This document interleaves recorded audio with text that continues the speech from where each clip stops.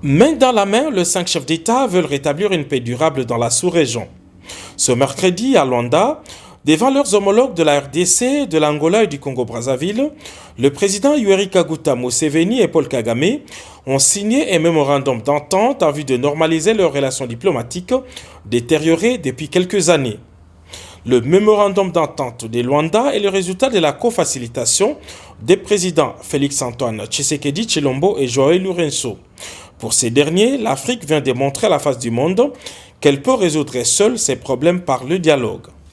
Ayant eu le courage et le pragmatisme d'être d'accord avec les textes proposés et négociés, Vos Excellences, vous donnez un grand exemple de comment notre continent pourra supprimer tous les différends de craintes ou même de disputes ou conflits qui pourraient exister entre de pays par la voie du dialogue. Donc cet engagement avec chacun de s'abstenir d'activités qui pourraient être interprétées par l'autre partie comme des actes préjudiciables à ses intérêts économiques, socio-littéraires, voire même de sécurité nationale. Le président Félix-Antoine Tshisekedi Tshilombo, lui, a le mérite historique d'avoir initié ces processus en scellé. Il s'est dit heureux de voir aboutir son initiative. Un événement grandiose qui corrobore parfaitement avec ce que sont mes intentions, c'est-à-dire depuis mon avènement à la tête de la République démocratique du Congo, j'ai pris l'engagement de voir, en tout cas de contribuer à voir se transformer cette région riche et prospère en un havre de paix.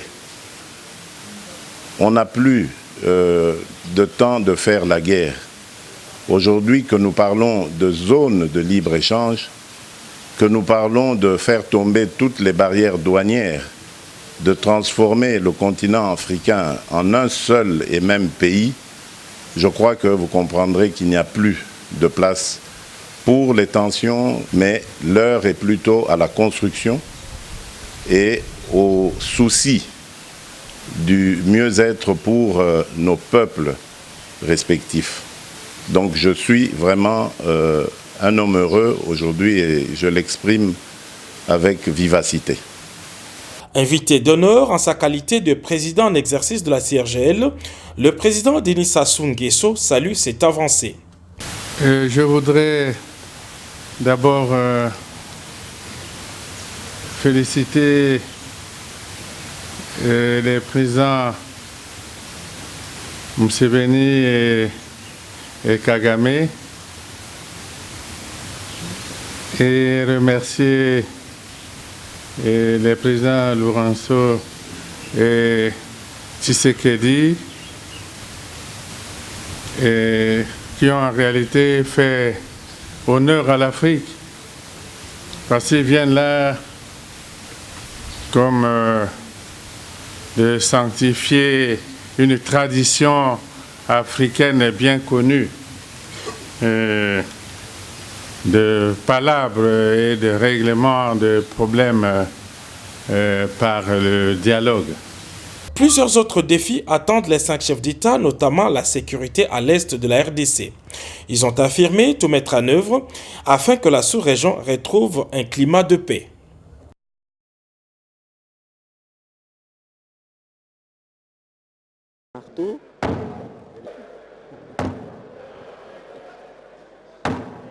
Ainsi démarre la séance plénière de ce mercredi axée autour du processus de validation des pouvoirs.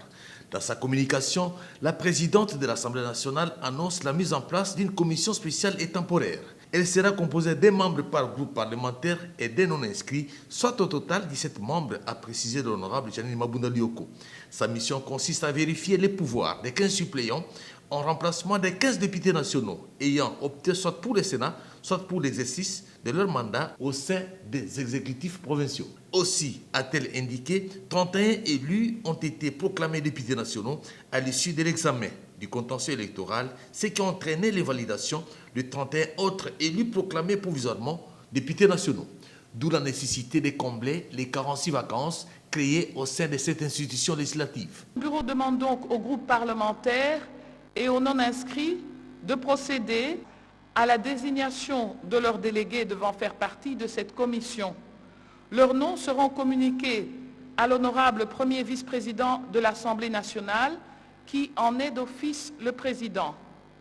Celui-ci prendra toutes les dispositions qui s'imposent pour convoquer la dite commission le jeudi 22 août 2019 à 10 heures en vue d'une part de compléter son bureau et d'autre part de démarrer immédiatement ses travaux.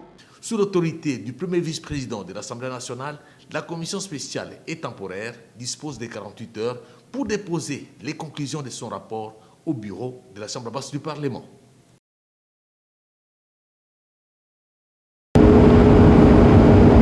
Doté d'un réflexe d'un bon gouvernant, le ministre de l'Agriculture intérimaire, Tchibangu Kalala, a tenu à braver des milliers de kilomètres pour venir s'enquérir et palper les réalités du terrain sur le site agricole bio-agro-business de Mongata, lancé au mois de mars dernier par le Premier ministre sortant Bruno Tshibala. À son arrivée, le ministre de l'Agriculture a été reçu par le directeur général de Bio-Agro-Business, Kachi Mulumba, qui lui a fourni toutes les explications susceptibles sur le bon fonctionnement du site. Après les explications, il a visité minutieusement tous les sites en commençant par l'usine de transformation de manioc, l'atelier pour chuter sur le champ afin de s'assurer du bon déroulement des travaux. Les ouvriers sont à pied d'œuvre. Sur les 800 hectares, plus de 200 ont déjà été ressourcés et d'ici le mois de septembre, et la récolte se fera 18 mois après, a expliqué le directeur général. Le patron de l'agriculture, Tchibangu Kalala, s'est dit flatté du travail déjà abattu qui est conforme au timing du plan élaboré. Nous voulons que le peuple congolais mange la farine de manioc, la farine produite dans notre propre pays. Et en particulier pour alimenter la population de Kinshasa, approvisionner Kinshasa, les grands centres urbains du côté de l'ouest jusqu'à Mwanda en farine de manioc, et du côté de l'est sur la nationale numéro 1 en passant par Kikwit, Chikapa, Kananga, Mbujimai, donc ravitailler tous ces grands centres urbains de notre pays en farine de manioc. Le directeur général du site agricole BAB et tout son personnel ont promis de travailler d'arrache-pied pour ravitailler le marché quinois en temps plein, sans rupture de manioc. Une occasion également pour le personnel de bio-agro-business de changer et de soumettre au ministre de l'Agriculture tous les problèmes auxquels ils font face, notamment le problème des conflits des terres avec la population locale. Le ministre a promis de s'impliquer personnellement et de trouver des solutions dans un bref délai. La série d'entretiens ne faiblit pas au cabinet du ministre de la Défense nationale ancien combattant insertion. Celui d'avec les caucus de parlementaires du Nord Kivu, dernière en date ce mardi 20 août 2019, a eu pour but essentiel de dégager le voisin moyen de trouver une solution durable à l'épineuse question de l'insécurité dans cette partie est du territoire national. Chose que l'armée est capable de réussir, comme c'était le cas avec le M23, les ignorés au Nord Bangui et beaucoup d'autres cas ça et là. C'est pourquoi les caucus des élus du Nord Kivu appellent la population à mettre les mains à la pâte. Les populations continuent à être tuées, à être égorgées. Nous parlons également des militaires sur place. Il y a eu des manifestations ici et là. Et nous appelons la population de continuer à croire à notre armée. Avec les échanges que nous venons d'avoir, nous transmettons tout ce que la population nous donne et nous essayons d'analyser ce qui ne va pas et comment il faut trouver une solution. Nous sommes les parlementaires, nous sommes les législateurs. Ces caucus étant aussi cet appel aux élus, aux notables et à l'armée dans ces combats contre l'ennemi invisible qui sème désolations et pertes en vies humaines. Aujourd'hui, nous sommes encore rassurés que notre armée est capable. Est capable parce que elle a déjà fait preuve de beaucoup de victoires. Et la petite histoire de Béni ne peut pas faire échec à notre armée. C'est possible donc qu'avec les efforts conjugués des uns des autres, le territoire de Béni retrouve la paix afin de relancer le développement du pays. Iumbi tout à fait méconnaissable. Regardez par exemple à quoi ressemblait le bureau de l'administrateur du territoire après le grave incident qui s'y était produit. Pour ces 100 jours, le président de la République avait décidé d'y envoyer l'armée pour remettre de l'ordre. Et voilà le travail. Pendant que la justice militaire menait ses enquêtes, le génie militaire exécutait le sien, celui de rendre l'environnement un peu plus viable. Voici par exemple le nouveau visage du bureau de l'administrateur du territoire. Un bijou tout neuf est sorti de terre. Son bureau, celui de ses collaborateurs avec toutes les commodités et d'autres dépendances. Il aura en prime une salle de réunion, de quoi faire des jaloux. L'inauguration de lieu est prévue dans une petite semaine. Les temps pour le génie militaire dont on peut au passage admirer l'expertise, défignoler les travaux de finition. La grande muette ne parle qu'avec les actes. Bravo, monsieur Zedam. À Butembo, le ministre provincial de l'Intérieur, Valérien Mbalitirandi, a coupé les ribans symboliques lors de l'inauguration et remise aux bénéficiaires du bâtiment Pimpon Neuf du bloc imagérial de l'hôpital de Matanda. Peu avant, il venait de présider une activité similaire à l'Institut supérieur de techniques médicales Istem Butembo, où les fonds sociaux à la République a remis un bâtiment où va fonctionner la polyclinique de cet établissement d'enseignement médical à ce site à Kamahanga, Kiambo. Au quartier Kalemire, c'est le pont parking La Victoire jeté sur la rivière Kimemi qui a été remis à la population mercredi 14 août.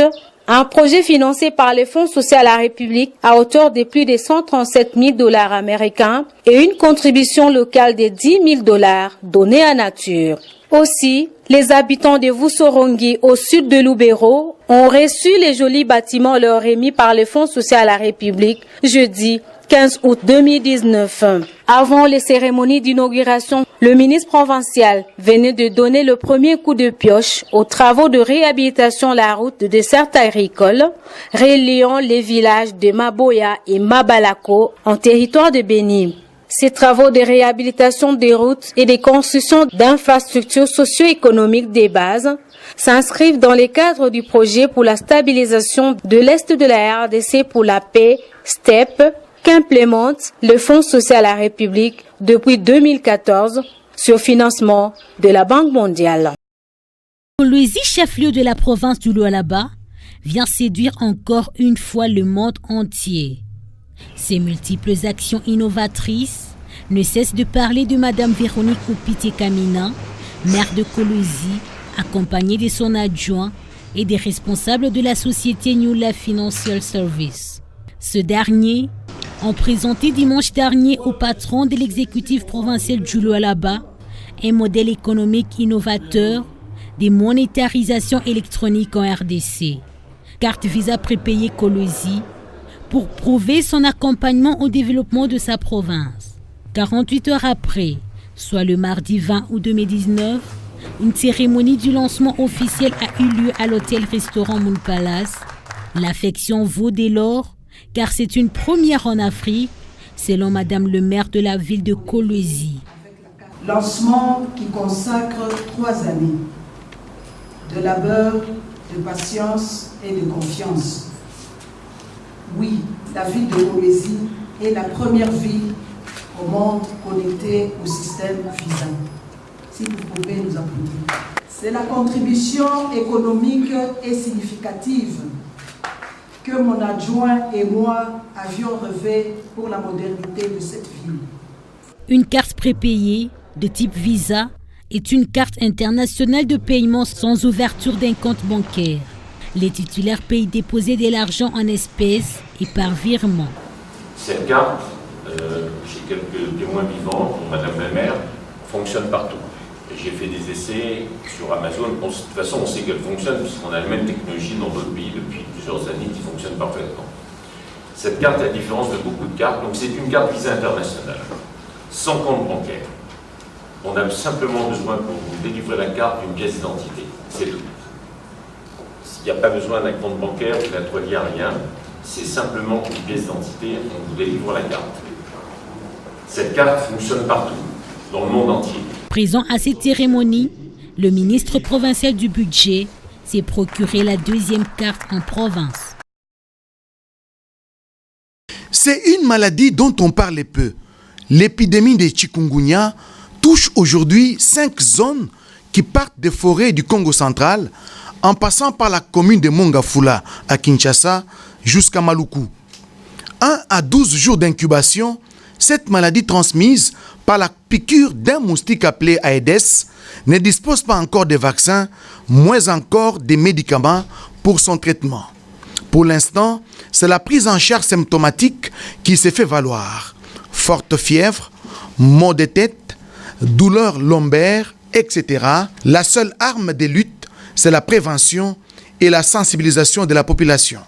C'est dans cette optique qu'a été lancée à Kinshasa la campagne de lutte contre l'épidémie de chikungunya à l'hôpital HJ Hospital sous le haut patronage du chef de l'État Félix Antoine Tshisekedi Tshilombo. Première étape de cette lutte, la sensibilisation qui sera suivie par une prise en charge médicale. Aujourd'hui, l'objectif poursuivi était tout simple. Informer et demander à ceux qui ont reçu l'information aujourd'hui de la propager. Que dans les jours qui viennent, nous allons nous engager dans la lutte contre les chikungunya en allant par les étapes que j'ai décrites tout à l'heure, qui va s'ouvrir une campagne sous l'impulsion du président de la République, sous son haut patronage, contre les chikungunya. L'épidémie de chikungunya constitue aujourd'hui une menace sérieuse pour la santé publique à Kinshasa. L'observance des mesures de prévention va sans doute réduire la propagation de la maladie, estiment ces médecins. Ce sont les femmes venues de tous les horizons du continent africain, femmes leaders, femmes entrepreneurs, membres du Forum des femmes leaders africaines qui se sont fixés rendez-vous à Nairobi, au Kenya, pour parler sécurité, bonne gouvernance, parité et autonomisation de la femme à l'horizon 2030, conformément à l'agenda 2063 de l'Union africaine. En clair, pendant 3 jours, il était question pour ces femmes leaders de s'investir dans la transformation de la construction de l'Afrique par la promotion d'un leadership féminin exemplaire basé sur les compétences et l'excellence. Aux côtés d'autres pays du monde, la République démocratique du Congo s'est fait représenter par la ministre honoraire du genre, enfants et famille. Marie-Louise Mwangué a fait part de l'expérience des femmes congolaises, des femmes battantes qui fournissent des gros efforts pour nouer les 2 bouts du mois. Ces femmes, il faut le dire, soutiennent l'économie du pays par leurs activités quotidiennes et prennent en charge des familles entières dans une société où la question d'emploi se pose avec beaucoup d'acuité. La ministre honoraire du genre a parachevé le président de la République, Félix Antoine Tshisekedi Tshilombo, qui tient à promouvoir la femme congolaise à travers la parité au sein des instances de prise de décision. Ce premier forum intergénérationnel vise à rappeler aux femmes leur rôle dans le développement du continent noir à travers une approche participative dans la gestion de la chose publique. Il s'y est de rappeler que le premier forum s'est tenu à New York, le deuxième à Addis Abeba, le troisième à Monrovia, le quatrième à Nairobi et la prochaine session est prévue au Mexique. À noter que sur les 5 femmes chefs d'État qu'a connu l'Afrique, une seule est actuellement en fonction. Il s'agit de son Excellence Chalewood Zewde, présidente de la République de l'Éthiopie, qui a salué les efforts des femmes africaines en général et congolaises en particulier. Les hommes sous les drapeaux méritent mieux et le chef de l'État Félix Antoine Tshisekedi en a conscience. Dans son discours d'investiture, le commandant suprême des forces armées de la République démocratique du Congo a promis l'amélioration des conditions de vie des hommes en uniforme. Et ces travaux d'amélioration de la desserte en eau potable dans les camps Kokolo s'ajoutent à ces vastes programmes qui a débuté au camp Tchachi qui s'est poursuivi au camp Kibomango. Motif de joie pour les épouses et familles de militaires qui ont tenu à remercier le chef de l'État qui vient par cet acte de mettre fin à un calvaire qu'elles vivent voilà des années. En présence du commandant de la première zone de défense, représentant le chef d'état-major général du FARDC, des officiers supérieurs, des hommes de troupes, le directeur général de la régie des eaux Clément Moubiaï Kachama a procédé au lancement de ces travaux qui visent l'amélioration de la desserte en eau potable dans ces sites militaires, appelé à s'étendre à d'autres camps militaires du pays. Aujourd'hui, nous sommes dans le premier grand camp du Congo, qui constitue la force même terrestre de la République démocratique du Congo. C'est un devoir pour nous de contribuer à la réalisation de la volonté du chef de l'État, de faire de ce camp un symbole à travers l'amélioration de sa vie, puisque l'eau, c'est la vie. Dans l'opérationnalité, la nature de ces travaux va consister à l'érection de plusieurs bonnes fontaines, le raccordement et le remplacement de la tuyauterie.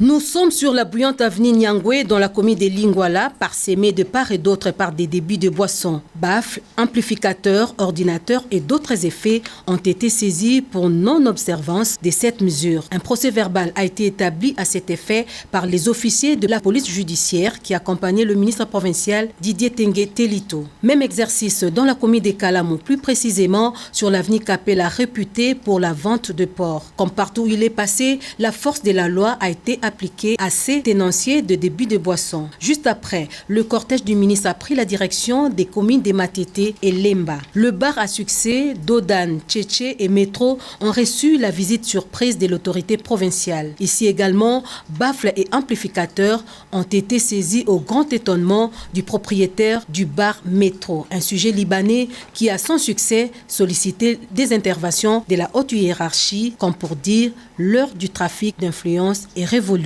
Prochainement, je dirai aux gens du métro bar de réglementer par rapport au son parce que ça a dérangé aussi les familles environnantes. Les églises ne sont pas en reste. Des bruits à répétition portant atteinte à la quiétude de la population ont vu leurs auteurs, du reste pasteurs, sanctionnés et leurs instruments de musique saisis. Pour des instructions qui nous ont été données par la hiérarchie, nous sommes descendus et nous avons appliqué avec force l'édit 005 du 9 octobre 2012 qui sanctionne les nuisances sonores, mais aussi l'ordonnance du 31 mai 1975 qui réglemente les heures d'ouverture des fermetures de débit de boissons. Et notre message est très clair. Vous occupez l'espace public, vous faites des nuisances sonores, qui que vous soyez. Nous allons sanctionner. L'opération va se poursuivre dans les autres communes de la ville-province Kinshasa. Des retours à Kinshasa par l'aéroport international de Njili, c'est un honorable Eliezer Tambwe Réagardi. Après un séjour médical passé aux USA, son avocat conseil confirme son état de santé. L'honorable Eliezer Tambwe a été bel et bien victime d'empoisonnement. Comme cela se confirme par ce volumineux rapport de son médecin. Au cours d'un point de presse, étant absent au pays lors des obsèques de feu Étienne Tshisekedi Mulumba, l'honorable Eliezer Tambwe salue sa mémoire et projette le dépôt de sa gerbe de fleurs dans un proche avenir. Nous avons compris que le destin avait prévu autre chose. C'était qu'il fallait que Tshisekedi reçoive les honneurs. 2 ans après, on a enfin organisé ces obsèques-là. Qui pouvait douter du combat de Etienne Tshisekedi Mulumba? Si aujourd'hui nous portons des cravates, on doit le reconnaître. Mais Tshisekedi s'est battu, il est resté constant. Comme je suis là, je n'ai pas été aux obsèques, je me prépare pour aller déposer ma gerbe de fleurs. En rapport avec la sortie du gouvernement, l'élu de Lukunga propose au cash. Le chef de l'État, s'il aura la chance de nous écouter, l'équipe qu'il va envoyer dans ce gouvernement Ilunga, les 23 membres qui doivent provenir de CAS doivent être les combattants, les hommes crédibles, les hommes intègres, les hommes de tête. Parce qu'ils ne vont pas à la soirée des galas, ils vont au front. L'honorable Eliezer Tambwe salue et encourage les efforts du chef de l'État, Félix Antoine Tshisekedi Tshilombo, dans sa lutte contre la maladie à virus Ebola et reste confiant sur son éradication totale. Contrairement au rapport établi par la MONUSCO sur la situation sécuritaire dans la province du Sankuru, rapport qui parle d'une situation politique, l'élu de l'Odja Lambert Mendo Malanga, qui revient de ses vacances parlementaires, évoque plutôt une situation de criminalité qui mérite un traitement de droit commun.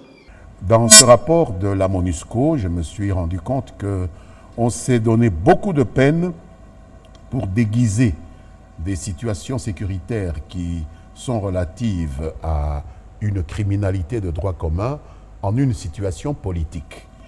On s'est évertué, par exemple, à présenter des coupeurs de route patentés, reconnus par tout le monde pour des militants de partis politiques. On a cité le parti qui est le mien, la Convention des Congolais Unis. On a cité un autre grand parti de ce pays, le PPRD, qui est allié à la CCU, au sein du Front commun pour le Congo. Et je me demande bien pourquoi est-ce que ce criminel a pu recevoir comme ça la dénomination, ou plutôt se voir affublé du titre de représentant de l'un ou de l'autre de ces partis. Face à la presse locale, le député national Lambert Mende, qui a laissé une forte impression lors de son passage au ministère des Médias, brosse ici les profils de son successeur. Je peux simplement dire qu'il faut au ministère de la Communication quelqu'un qui sait communiquer et qui sait convaincre. Ça, c'est important. Et qu'il faut avoir de bonnes relations avec les chevaliers de la plume et du micro. Ce n'est pas une fonction facile, quoi que l'on puisse en penser. Au cours de ces quelques années que j'ai fait à la tête du ministère de la Communication, je m'en suis sorti avec pas mal de personnes qui me portent dans leur cœur, mais aussi avec pas mal d'ennemis, particulièrement à l'étranger. Au cours de cet échange avec la presse, d'autres questions d'actualité ont été également évoquées. Du 22 au 24 août, Kinshasa abritera les travaux de la 2e table ronde sur l'opérationnalisation de la gratuité de l'enseignement de base, sous les hauts patronages du président de la République, Félix-Antoine Tshisekedi Tshilombo. Le ministre intérimaire de l'enseignement primaire, secondaire et professionnel, Emery Okunji, tient à fixer l'opinion sur la faisabilité du processus. Le gouvernement de la République a supprimé tous les frais qui étaient payés par les parents, le Minerval, les frais des bulletins, l'assurance, les frais d'identification des élèves. Tous ces frais-là sont pris en charge par l'État congolais, par le gouvernement de la République. Il y a des frais qui sont fixés par les provinces en concertation avec les comités provinciaux de l'EPSP. Ces frais-là sont aussi supprimés. Cela nous amène à mettre en garde tous les chefs d'établissement, tous les responsables des écoles qui s'hasardent à percevoir, à obliger au jour d'aujourd'hui, avant la tenue de la table ronde, aux parents des enfants de payer certains frais. Cela a des conséquences dramatiques dans la mesure où ils peuvent faire payer aux parents les frais qui sont déjà supprimés. Et donc, ceux qui l'ont fait déjà doivent restituer ces frais-là aux parents d'élèves et attendre la tenue de la table ronde pour les mesures d'application de la vision du président de la République, chef de l'État, sur la gratuité de l'éducation de base. Durant 3 jours, toutes les parties prenantes vont devoir examiner des modalités pratiques sur la mise en œuvre de cette gratuité garantie dans la Constitution. Visage fermé ici, coup de gueule là-bas, derrière. La grille des logefrem hermétiquement fermée, les agents et cadres, 9 au total, accusés à tort ou à raison, renvoyés de l'entreprise depuis une longue durée, puis réhabilités dans leurs droits par la haute hiérarchie du pays. Ils sont venus ce mercredi 21 août 2019 pour reprendre les services. Arrivés sur place, malgré la porte de l'entreprise qui reste bloquée, curieusement, les autres agents travaillent normalement. La grève annoncée la veille pour contester la réintégration de ces exclus n'était qu'une fausse manœuvre. Ainsi, par la bouche de leurs représentants, ils ont fait entendre leurs raisons. Nous sommes ahuris de constater que les agents réhabilités par le conseil d'administration et que les chefs de l'État prennent la décision pour que la décision du conseil d'administration soit acceptée et exécutée. Aujourd'hui, 48 heures après, selon les injonctions du ministre, rien n'est fait. Et regardez derrière nous. Hier, je vous ai parlé que cette grève-là, elle est sauvage. Parce qu'un syndicaliste ne peut pas s'opposer à la réhabilitation des agents. Nous sommes venus. Pourquoi les portes sont fermées? Et ce sont les agents qui ont fermé les portes. Allez-y comprendre. Quand déjà les employeurs instrumentalisent et les travailleurs et les syndicalistes, c'est très grave. J'en appelle au chef de l'État qui s'est battu avec son défunt père pour l'avènement effectif d'un état de droit au Congo, de voir qu'il y a encore de ceux-là qui s'opposent même à ces décisions. Qui a envoyé le dossier au tribunal? Ce qui a été fait à la primature. Le chef de l'État a analysé tous les dossiers. Il a compris que les agents ne pouvaient qu'être réhabilités. Le chef de l'État n'a pas réhabilité les agents. Celui qui a réhabilité les agents, c'est le conseil d'administration. Nous recevons sur ces plateaux le docteur Samuel Roger Kamba. Il est conseiller spécial du chef de l'État en charge de la couverture maladie universelle. Monsieur le conseiller, bonsoir. Bonsoir. C'est quoi justement la couverture maladie universelle? La couverture maladie universelle, c'est très simple. C'est le fait de permettre à tous les Congolais d'accéder aux soins de santé de qualité sans se ruiner, c'est-à-dire sans se poser la question d'argent le jour où on tombe malade. Monsieur le conseiller, notre pays fait face à l'épidémie d'Ebola dans sa partie est, je vais dire dans le nord et sud Kivu, et aussi dans la province de l'Ituri. Et vous avez, je viens d'apprendre que vous revenez de Goma justement. Quels sont les derniers développements de cette maladie sur le terrain, avec des nouveaux cas bien sûr enregistrés dans le sud Kivu? Alors, l'évolution, il y a deux choses importantes que vous devez savoir. La première, c'est qu'en termes de riposte, c'est-à-dire la réponse que nous donnons à cette épidémie, cette riposte-là s'organise de mieux en mieux depuis que nous avons demandé au chef de l'État, et il a accepté, de remettre en selle la personne la mieux qualifiée pour cela, c'est-à-dire le professeur Muyembe. Donc la riposte en elle-même est de mieux en mieux organisée et elle donne de bonnes réponses. La deuxième chose, c'est qu'effectivement, il y a 3 nouveaux cas qu'on a dans le sud Kivu. Mais en fait, ces 3 nouveaux cas sont issus, comme les cas de Goma dont vous avez aussi entendu parler, du déplacement de quelqu'un qui est venu du centre de Beni, où la maladie effectivement fait fureur, et qui est revenu au sud Kivu. Et donc, cette personne-là a malheureusement contaminé des proches. Ce n'est pas une maladie qui a commencé au sud Kivu, ce sont des personnes qui se sont déplacées et qui ont contaminé. Et actuellement, ces personnes-là sont sous contrôle, sauf les décès malheureusement, parce que quand on prend tardivement cette maladie, malheureusement, notre traitement qui est efficace, il faut le donner le plus tôt possible. Docteur Samuel Roger Kamba, je rappelle que vous êtes conseiller spécial du chef de l'État en matière de couverture maladie universelle. Est-ce que vous pouvez nous rassurer aujourd'hui, rassurer la population que nous tendons vers la maîtrise ou bien nous tendons vers la contenance, si je peux appeler ça comme ça, de la maladie d'Ebola, ou nous allons vers l'implosion? Non, on ne va pas du tout vers l'implosion pour la simple bonne raison que je peux vous donner des chiffres. C'est-à-dire que nous avons, à l'état actuel, un nombre de nouveaux cas par jour qui a fortement diminué. Au moment où l'épidémie était la plus sévère, nous tournions autour de 15 à 20 nouveaux cas tous les jours. Maintenant, le nombre de nouveaux cas est autour de 10, voire même inférieur. Donc il y a des jours où on a un peu plus, des jours où on a un peu moins, mais le nombre de nouveaux cas a beaucoup diminué, premièrement. Deuxièmement, au niveau de la riposte elle-même, comme je vous ai dit que c'est quand même le professeur Muyembe que nous avons demandé qu'il soit là, et il est là. Et sa stratégie porte vraiment des fruits parce que nous avons maintenant un contrôle plus rapide des nouveaux cas, un contrôle plus rapide des contacts, et nous avons aussi des molécules qui permettent de soigner effectivement la maladie, et ça, c'est une première. Merci, monsieur le conseiller. Je rappelle que j'ai recevé sur ce plateau le docteur Samuel Roger Kamba. Il est conseiller spécial du chef de l'État en charge de la couverture maladie universelle. Merci d'être venu. Merci beaucoup, monsieur le journaliste.